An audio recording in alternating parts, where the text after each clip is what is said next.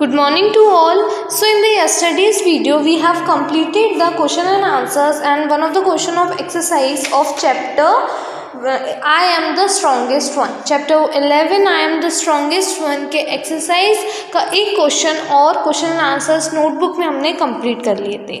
अब जो हमने क्वेश्चन एंड आंसर्स किए थे उसमें से एक क्वेश्चन है क्वेश्चन नंबर 8 जो कि हमारा लेफ्ट है, वो हम आज कंप्लीट करेंगे। उसी के साथ एक्सरसाइज भी करेंगे हम on page number 96 and 97 and I hope so आप लोग रिविजन भी कर रहे होंगे टेस्ट के लिए फ्रॉम चैप्टर 1 to 3। और अगर आपको कोई भी इशू होता है रिलेटेड टू चैप्टर 1 to 3, आप जब भी सैटरडे को भी आएंगे आप अपने डाउट्स लेके आएँ, बिल्कुल मैं उनको क्लियर करूँगी। Okay, so let's start from question 8। Read the following sentences and number them in correct order. Read the following sentences and number them in correct order. अब नीचे हमें सेंटेंस दिए, कितने 10 सेंटेंसेस दिए हैं, आपको इनको रीड करना है, इनको करेक्ट ऑर्डर में जमाना है, मतलब शफल होके दिए हैं ये सारे सेंटेंसेस, इनको रीड करना है पहले और ये पता करना है कि कौन सा सेंटेंस पहले आएगा। जैसे देखिए एक सेंटेंस के आगे यहाँ पे 1 नंबर लिखा हुआ है। सेंटेंस क्या है? The animals argued and quarrelled. Animals क्या कर रहे थे? बहस कर रहे थे, आपस में झगड़ा कर रहे थे। तो सबसे पहले स्टार्टिंग तो यहीं से हुई थी। फिर आते हैं हम सेकंड नंबर पे। सेकंड कौन सा होगा? उसके लिए हमको रीड करने पड़ेंगे। The rabbit said he was the strongest. The elephant said he was the strongest. The rabbit scampered away merrily. The elephants accepted the challenge for a tug of war. The rabbit gave one end of the rope to the elephant and the other end to the hippo. The hippopotamus also accepted the challenge. They pulled the rope.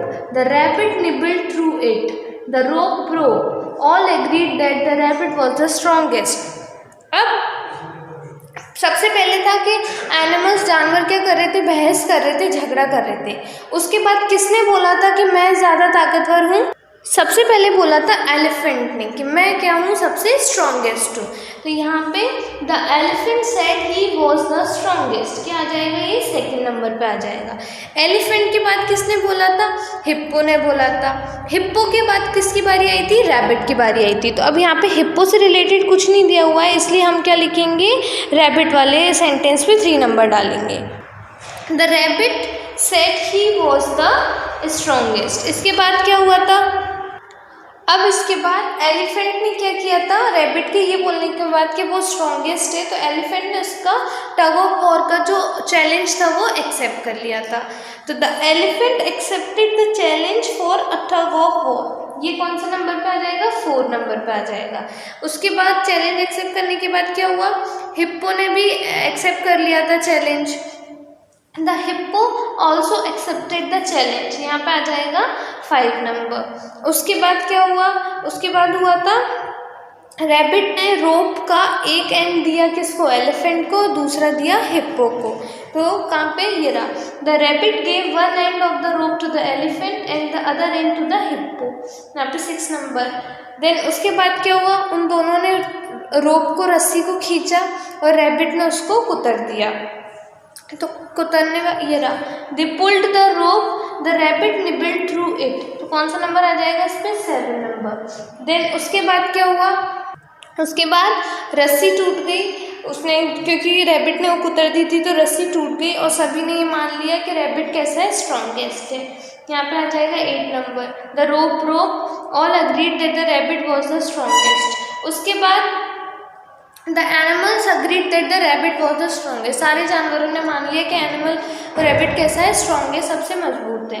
यहाँ पे आ जाएगा 9 number.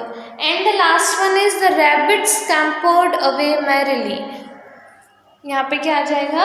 10 नंबर। Scampered meaning, it means excited होके दौड़ना, तो खुशी से एक्साइटमेंट में दौड़ते हुए चला गया। इस तरीके से हमने ये सेंटेंस अरेंज किए इन ऑर्डर, करेक्ट ऑर्डर। अब आते हैं हमारे नेक्स्ट क्वेश्चन पे। Read the words related to the word strong in the diagram below. अब नीचे हमें स्ट्रॉन्ग वर्ड के लिए बहुत सारे वर्ड्स दिए गए हैं, मतलब स्ट्रॉन्ग मतलब क्या होता है? मजबूत। अब स्ट्रॉन्ग के और जो सिनोनिम्स है वो क्या है? Mighty, stout, healthy, tough, robust, powerful. Mighty, stout, healthy, tough, robust, powerful. आप किसी सेंटेंस में अगर स्ट्रॉन्ग वर्ड यूज़ कर रहे हैं तो स्ट्रॉन्ग की जगह इन सारे वर्ड्स को भी आप यूज़ कर सकते हैं. Now the next question is rearrange the letters to form the meaningful words given in the story. अब हमें यहाँ पे 4 वर्ड्स दिए हैं, इनको क्या करना है, इनमें लेटर्स को रीअरेंज करके हमें एक मीनिंगफुल वर्ड बनाना है जो कि किस में से मैच होगा, स्टोरी में से मैच होगा. मतलब ये जो वर्ड्स हैं वो स्टोरी में यूज़ किए गए हैं या स्टोरी में आए हैं. तो फर्स्ट वर्ड हम रीअरेंज करेंगे तो क्या बनेगा, ROPE, रो. ROPE, रो. सेकंड क्या बनेगा,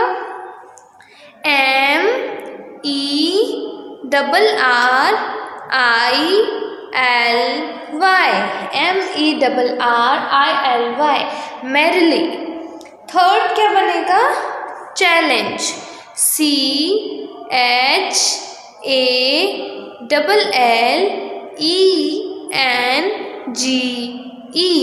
CHALLENGE, challenge, CHALLENGE, challenge. Last one is surprise, SURPRISE,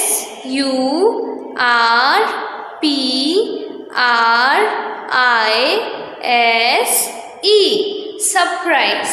कौन से बने हमारे 4 words, rope, merrily, challenge, surprise. Okay, so our page number 96 is completed. Come on the page number 97. Fill in the blanks using the appropriate preposition given in the box. अब हमको क्या करना है, ये जो भी ब्लैंक्स है वो फिल करने हैं उसमें प्रिपोजिशन यूज़ करके. प्रिपोजिशंस हमें हेल्प बॉक्स में दिए हुए हैं, to, with, on, into, in, behind, before. ये क्या है, हमारी प्रिपोजिशंस है. अब फर्स्ट शुरू करते हैं यहाँ से. The prince came dash a castle. Prince कहाँ आया, कैसल में आया. तो क्या लिखेंगे यहाँ पे, two. The prince came to a castle. Castle means महल. It was a wicked fairy's castle. He went dash it and found a table dash food dash it. अब वो क्या था, एक विग्ड मीन्स दुष्ट. विग्ड मीन्स दुष्ट फेरी, दुष्ट परी का महल था वो. ही वेंट डैश इट, क्या आएगा, he went into it and found a table with food dash it on it. He went into it and found a table with food on it. Dash the table was a cupboard. क्या आ जाएगा यहाँ पे, behind. Behind the table was a cupboard. There were jewels dash it. There were jewels in it. But the prince was very hungry. He wanted to eat food dash means before anyone came. तो Prince राजा कहाँ पहुँचा था, castle महल में पहुँचा था. वो एक दुष्ट परी का महल था और वो वहाँ पे जब पहुँचा तो उसको क्या, खाना मिला टेबल पे. और उस टेबल के पीछे एक अलमीरा थी जिसमें बहुत सारे गहने रखे थे. लेकिन प्रिंस को तो क्या खाना था, खाना खाना था क्योंकि वो बहुत हंग्री था, भूखा था. तो किसी के आने के पहले उसको खाना खाना था. Now the next question is describing incidents. क्या यहाँ पे जो भी हमारे साथ घटनाएं होती हैं उनको डिस्क्राइब करेंगे. तो एक इंसिडेंट हमको दिया हुआ है, उसको हम रीड करेंगे, समझेंगे और उसी के बाद नीचे हमको एक इंसिडेंट लिखना है. पहले हम रीड करते हैं कि हमें कौन सा इंसिडेंट गिवन है.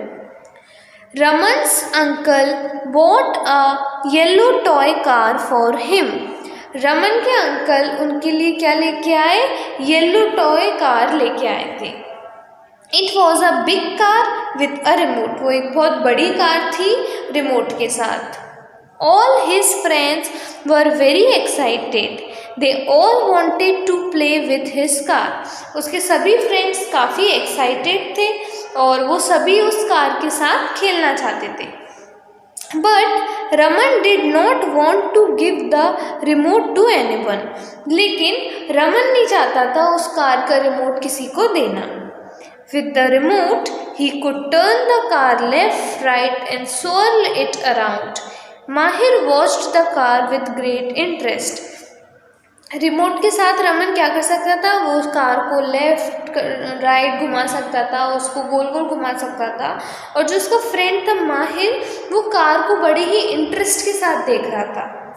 Raman, I will ask my dad to buy me a car like yours. अब वो बोलता है कि रमन, मैं अपने डैड से बोलूँगा कि वो मुझे तुम्हारे जैसी कार ला के दें. Mahir, you won't get it in India. My uncle brought it from Australia. Raman बोलता है कि माहिर, तुम्हें ये कार इंडिया में नहीं मिलेगी, मेरे अंकल ये कहाँ से लेके आए हैं, ऑस्ट्रेलिया से लेके आए हैं. If at all you get it here, it is not going to be less than 5,000. बोलता है अगर तुम्हें ये कार यहाँ पे मिल भी गई तो ये क्या तुम्हें 5,000 से कम की तो नहीं मिलेगी.